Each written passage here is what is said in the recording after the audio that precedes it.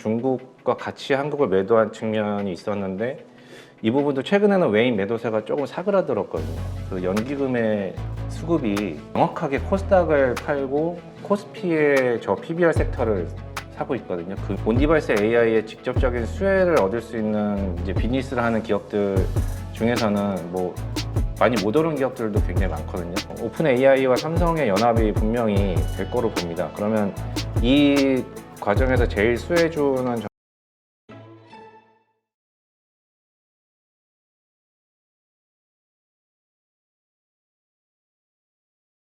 네, 오늘 모신 분은 메리츠증권 도곡금융센터 임성우 부장이십니다. 안녕하세요. 네, 안녕하십니까. 네, 자 일단 우리 지금 증시 상황 이야기할 수밖에 없을 것 같은데 지금 뭐 코스닥 800 장중에 깨기도 하고요. 하여튼 지금 상당히 지금 1월 들어와서 안 좋은 흐름이 보여지고 있습니다. 어떻게 보시는지 궁금해요. 현재 그 시황을.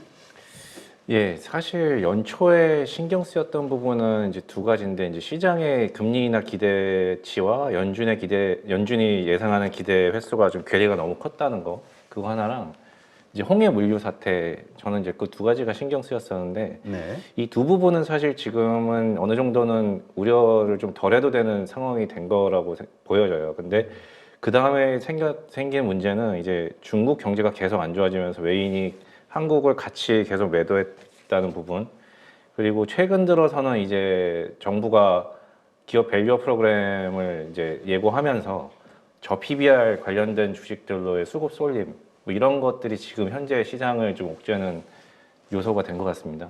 네. 네. 지금 미국 증시는 뭐 이보다 더 좋을 수 없다 할 정도로 아주 좋은 강한 흐름을 보이고 있어요. 근데 반대로 이제 중국 증시는 홍콩을 비롯해서 상당히 안 좋아요. 근데 우리가 그런 이 홍콩과 그 중국 쪽을 따라가는 거 아니냐, 지금의 시황이. 네.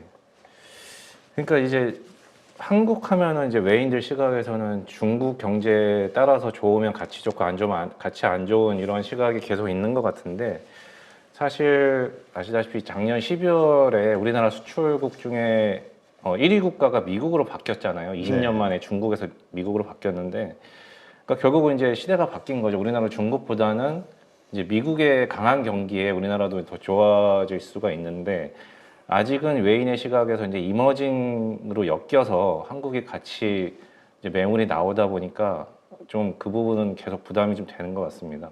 네. 자, 어쨌든 뭐 주식시장 긍정적으로 보고 계시다 이렇게 말씀을 하셨는데 네. 어떤 측면에서 그렇게 보시는지 좀 이유를 좀 설명해 주시죠. 예. 일단은 앞에서 말씀드린 것처럼 그 시장과 연준의 기대 괴리 이 부분은 그 미국 경제가 굉장히 강한 모습을 보여주면서 시장이 좀 연초만 해도 7번의 인하를 예상을 했었는데 지금은 이제 5회에서 6회 정도로 이제 줄어들었거든요. 그러니까 물론 아직은 연준이 예상하는 3번보다는 많긴 하지만 일단 방향성 자체가 괴리가 좁혀지는 방향으로 갔다는 것 자체가 저는 일단은 됐다라는 생각이고, 그다음에 홍해물류 쪽은 아직 뭐 계속 분쟁 중이긴 한데 몇 가지 이유가 있습니다. 제가 그 부분은 크게 걱정 안 하는 이유는 이제 유가하고 이제 상품 물가 두 가지를 봐야 되는데요. 그 홍해 네. 쪽을 볼 때는 유가는 지금 12월 초에 후티 반군이 공격한 이후로 아직 큰 변화가 없어요. 70불 초반에서 중반 뭐 요 정도 사이에서 계속 움직이고 있는데 이유는 이란이 이제 전면적으로 개입을 안 하고 있기 때문이거든요. 그래서 이란도 결국은 미국이나 중국의 이 눈치가 있기 때문에 뭐 이스라엘하고 전면적으로 이렇게 그 전쟁을 일으킨다든지 이런 부분은 굉장히 부담스러울 거거든요. 그래서 이란이 그 계속 그 선을 긋고 있는 것 자체가 유가를 좀 막고 있고, 그리고 지금 최대 산유국인 미국과 사우디가 둘 다 공급 확대 의지를 좀 최근에 확인이 됐기 때문에 유가는 상방이 좀 막혀 있다. 긍정적이고, 두 번째 상품 물가 쪽은 이제 많은 분들이 팬데믹 때를 회상하시면서 이 물가가 다시 급등하는 거 아니냐 걱정을 하지만 제 생각에는 이 홍해물류 사태는 팬데믹 때와는 굉장히 근본적으로 다릅니다. 왜냐하면 팬데믹은 이제 전 세계 주요 항구의 하역 작업이 완전히 올스톱 됐었던 유례없는 상황이었고, 이번 사건은 이제 사실 길긴 길지만 돌아가면 되는 거잖아요. 네. 근데 이 돌아가면 거리와 시간이 늘어나는데 이거는 사실 배 선박수가 늘어나면 해결이 됩니다. 근데 마침 올해 전 세계 컨테이너선 신규 인도 예상수가 사상 최대, 그러니까 330만 TEU로 사상 최대 선박 인도가 예상이 되고 있어서 이 부분은 이제 시간이 갈수록 좀 해결될 수가 있다. 그리고 또 한 가지 근거를 찾을 수 있는 부분은 이 홍해물류는 사실 유럽과 아시아를 잇는 직접적인 가장 큰 영향을 미치는 지역이 유럽과 아시아인데 유럽에서 이번에 미국과 영국이 그 군사 행동을 시작했을 때 유럽 내에서 분열이 일어났어요. 유럽이 제일 급한 지역일 텐데 다 같이 합동해서 이 군사 행동 하자라고 한 게 아니라 지금 프랑스, 이태리, 스페인, 그러니까 유럽에서 독일 다음의 경제 대국인 이 3국이 여기에 동참하지 않았거든요. 물론 각각의 이유들은 있습니다, 각 나라마다. 근데 결국엔 저는 급하지 않구나라는 느낌을 받았어요. 그러니까 뭐 컨테이너 선박이 늘어난다든지 아니면 뭐 다른 여러 가지 이유들로 인해서 그런 지금 뭐 크게 급하게 이 물류를 빨리 해결해야 되는 상황은 아닌가 보다. 그런 느낌을 받았습니다. 그래서 정리하면 이 두 부분에 대해서는 이제 시장에 큰 영향을 미칠 요인은 아닌 것 같은데 이제 문제는 그 뭐 뒤에도 말씀을 드릴 텐데 그 기업 밸류어 프로그램이 좀 지금 시장의 수급의 이동을 일으키면서 조금 영향을 미치고 있는 부분은 좀 예의주시해야 될 부분인 것 같습니다. 네. 일단 그 이 물류와 관련해서 네. 어쨌건 또 그 코로나 때 우리가 그 공급망 이슈가 있었잖아요. 네네. 그러한 현상이 벌어지지는 않을까, 또 그러한 것들 때문에 인플레이션이 다시 튀지는 않을까, 이러한 걱정은 어떻게 보세요? 예, 그러니까 그게 제일 그렇게 되면 제일 문제인 건데 일단 그때 팬데믹 때 같은 경우는 그 락다운이 됐지만 온라인으로 이제 현금 살포가 되면서 각국 정부가 지원금을 크게 살포를 하면서 온라인 주문, 상품 주문이 굉장히 급증을 했었죠. 그래서 이제 하역은 멈췄는데 주문이 급증하다 보니 이게 병목이 크게 일어났던 상황이었는데 이번에는 사실 유럽이나 중국 경제가 지금 썩 좋은 상황은 아니죠. 그래서 수요 상황 자체가 그때랑은 다르다.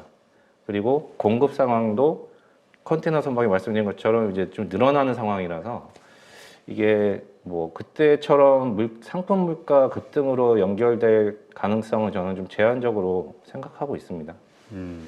지금 1월 달에 주식 비중을 좀 늘리셨다고요? 네네. 이렇게 좀 여러 가지 상황이 좀 복잡하고 어려워 보이는데도 늘리신 이유가 있을까요?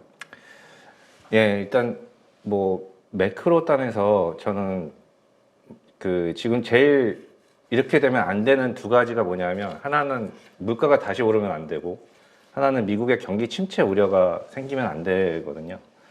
근데 이 두 부분은 아직까지는 그런 징후는 없는 것 같아요. 그래서 매크로 단에서 크게 우려할 바는 없다. 그리고 수급 측면에서 외인이 연초 이후로 좀 중국과 같이 한국을 매도한 측면이 있었는데 이 부분도 최근에는 외인 매도세가 조금 사그라들었거든요.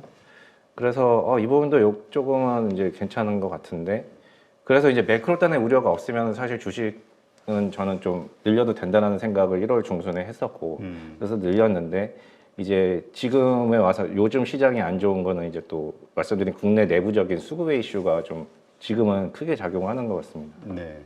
그렇다면은 어때요? 지금 그 늘린 비중, 네. 그 비중을 줄이거나 아니면은 뭐 지금 더 현금이 있다면 더 사야 되거나 뭐 어떤 뷰를 갖고 계세요? 지금은 일단 현금이 있다면 더 사야 될 것 같아요. 지금 좋은 주식들이 좀 별 이유 없이 많이 빠졌거든요. 그러니까 매크로에 큰 이유가 있어서 빠졌으면은 이제 고민을 많이 해야 되는데 지금 상황에서는 미국 장은 계속 좋았잖아요. 근데 우리나라는 우리나라만 특히 중국하고 안 좋은 상황인데 이게 우리나라가 중국하고 그렇게 경제가 지금은 연동이 되지 않기도 하거니와 또 국내 수급의 문제라면은 이거는 조금 주식을 갖고 있다면 좀 힘든 상황이긴 하지만 좀 버틸 만한 상황이다. 그리고 현금이 만약에 있다면 지금은 추가로 주식을 매수할 수 있는 기회다. 저는 그렇게 보고 있습니다. 네. 그렇다면 지금 비중 늘리신 거 전혀 뭐 줄이거나 이러실 생각은 없으신 건가요? 네네네. 저는 계속 뭐 버티는 쪽으로. 일단은 끌고 가볼 수 있는 상황이라고 봅니다. 근데 지금 우리 시장의 특징이 코스닥 쪽이 더 안 좋잖아요. 네. 코스피에 비해서. 네. 코스피는 그래도 뭐 오르는 날도 있고 또 빠지더라도 거의 보합 정도 선에서 빠지는 경우들이 많아서 네네. 이걸 어떻게 봐야 될까요? 이 현상을? 네. 그게 이제 지금 기업 밸류 프로그램 때문인 것 같은데요. 제가 봤을 때는 최근에 보면은 딱 그 나오는 것 같아요. 그 연기금의 수급이 그 이번 주 이제 월화 초 들어서 되게 명확하게 코스닥을 팔고 코스피의 저 PBR 섹터를 사고 있거든요. 금융, 유통, 유틸리티 뭐 이런 쪽을 명확하게 사고 있더라고요. 그래서 코스닥 쪽이 굉장히 수급에 안 좋은 영향을 미치면서 코스닥 전체 지수가 또 다른 기관들이 연기금이 파니까 이렇게 손절이 또 나오고 이제 같이 팔고 이런 게 이제 겹치면서 코스닥 수급이 안 좋아졌고 오히려 이 대형주 그러니까 금융이나 이런 섹터가 비중이 큰 코스피는 상대적으로 버티는 지금 이런 상황인 것 같습니다. 자, 그러면 이러한 가운데에서 지금 만약에 현금이 있다, 그러면 사야 된다. 많이 빠진 주식을 사야 될까요? 아니면 어떤 특정 섹터 혹은 종목 좋게 보시는 쪽이 있으신가요? 저는 뭐 여전히 반도체 쪽을 일단은 가장 최우선 선호 섹터인데요. 일단 HBM 덕분에 작년 뭐 우리나라 관련된 주식들이 굉장히 성과가 좋았는데 그 뭐 몇 배씩 상승한 주식들을 지금 다시 사자 뭐 이거는 저도 좀 부담스러운데 사실 올해는 이 AI가 일상생활로 침투하는 이제 온디바이스 AI가 이제 시작되는 해잖아요. 그래서 이 온디바이스 AI의 직접적인 수혜를 얻을 수 있는 이제 비즈니스를 하는 기업들 중에서는 뭐 많이 못 오른 기업들도 굉장히 많거든요. 뭐 예를 들면은 뭐 삼성전기 같은 경우는 이제 온디바이스 AI가 됐을 때 저전력이라는 부분이 굉장히 중요한데 네. 왜냐하면 그 연산을 많이 하려면 어쨌든 배터리 사용량이 많아질 수밖에 없으니까요. 그래서 MLCC의 역할이 중요해질 수밖에 없거든요. 근데 보시면 아시겠지만 삼성전기는 지금 별로 오른 게 거의 하나도 없거든요. 뭐 요새 계속 빠지고 있죠, 오히려. 오늘 뭐 실적 발표를 올해 하기도 했는데요. 그래서 지금 전기 같은 경우는 매수할 수 있는 좋은 이제 타이밍인 것 같고요. 뭐 그밖에 이제 샘 알트만이 지난주에 이제 왔다 갔는데 뭐 오히려 왔다 가고 나서 뭐 관련돼서 기대감이 있다가 반도체 관련 주식이 세론처럼 많이 매수세가 나왔는데요. 저는 이제 세론을 할 건 아니라고 봅니다. 왜냐하면은 지금 샘 알트만이 이제 자체 칩을 개발해서 자체적인 생산까지 이제 하나의 연합체를 구성하려는 목적인 것 같거든요. 그렇게 봤을 때 한국의 삼성전자와 물론 하이닉스도 물론 이제 좋지만은 삼성전자가 이제 HBM과 파운드리 그리고 PIM이라고 이제 연산을 같이 할 수 있는 메모리 이게 AGI로 갈 때 PIM이라는 메모리가 상당히 필수적인 메모리가 될 거로 보는데 이거를 다 가지고 있는 게 삼성전자이기 때문에 오픈 AI와 삼성의 연합이 분명히 될 거로 봅니다. 그러면 이 과정에서 제일 수혜주는 저는 이제 솔브레인 같은 업체라고 네. 생각을 하거든요. 솔브레인이 삼성의 이제 시가격 또 인산계와 초산계 시가격을 독점적으로 공급을 하고 있는 부분도 있고 이제 삼성의 그 기술 발전 방향, 그러니까 계속 메모리의 직접도가 커지고 용량이 커지는 이 부분에 있어서 궤를 같이 하는 이제 회사입니다. 그래서 솔브레인이 가장 큰 수혜로 보는데 최근에 또 굉장히 많이 빠졌어요. 네. 그래서 이게 많이들 좋아하셨던 주식이거든요. 사실 솔브레인 작년 뭐 연말까지 많이 올랐고 했는데 이번에 좀 많이 빠져서 단기간에 만약에 없으셨던 분들은 또 신규 매수할 수 있는 좋은 타이밍인 것 같습니다. 그리고 반도체 외에는 저는 이제 XR 테마를 좀 좋게 보고 있습니다. 애플 비전 프로. 네네네. 비전 프로가 이제 나왔는데 사실 뭐 반응은 좀 갈리는 것 같아요. 일단 굉장히 고가라서 대중화될 제품은 일단 아닌데 이게 좀 뭐 무겁기도 하고요. 그래서 일단 반응은 좀 갈리는데 일단 애플이 XR 시장에 진입했다는 자체가 저는 굉장히 큰 의미가 있다고 보고요. 그리고 비전 프로 하나 비전 프로뿐만이 아니라 그 UEVR이라는 툴이 있습니다. 최근에 많이 이제 회자가 됐던 건데 이 언리얼 엔진으로 만들어진 게임을 무료로 3D 모드로 전환시켜주는, 그러니까 VR 모드로 전환시켜주는 툴입니다. 이게 나옴으로 인해서 그 지금 있는 게임들이 갑작스럽게 이제 3D 콘텐츠가 갑자기 확장되는 상황이 됐거든요. 그래서 이 과정에서는 지난주부터 뭐 이번 주에는 사실 코스닥과 같이 급락세를 보이긴 했는데 지난주에는 이 하드웨어 쪽 부품을 납품하는 뭐 뉴프렉스라든지 관련주들이 굉장히 좋았었거든요. 네, 많이 올랐죠. 예. 그리고 뭐 소프트웨어 쪽에 4x4나 라운텍 이런 종목들도 굉장히 좋은 기술을 갖고 있는 회사들인데 변동성이 최근에 굉장히 커졌습니다. 그래서 이 기업들도 사실 기회 뭐 좀 보셔서 매수 타이밍으로 볼 수도 있다고 보고요. 그리고 XR 테마는 저는 궁극적으로는 이제 게임 섹터가 궁극적인 수혜 산업이라고 보거든요. 이 2021년도에 메타버스가 이제 갑자기 떴다가 죽었었는데 그 이유는 이제 콘텐츠가 없어서였기 때문인 것 같습니다. 근데 지금은 이 비전 프로도 나왔지만 UEVR이라는 툴 덕분에 이제 갑작스러운 3D 콘텐츠가 대폭 확장되는 이제 이게 열리게 됐기 때문에 게임 업체들 입장에서는 따로 돈을 들여서 이 VR 게임을 만들지 않아도 되게 됐고요. 신규 유저가 자동으로 좀 유입될 수 있는 환경이 됐다.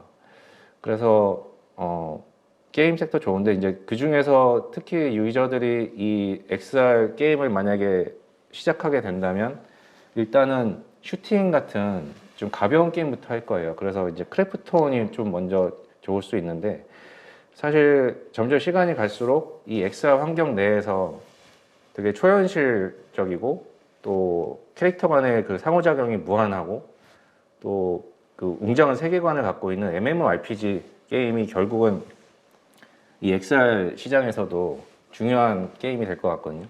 그래서 우리나라에 이제 MMORPG 잘 만드는 NC소프트나 뭐 유메이드, 펄어비스 같은 회사들도 좀 좋지 않을까 이렇게 보고 있습니다.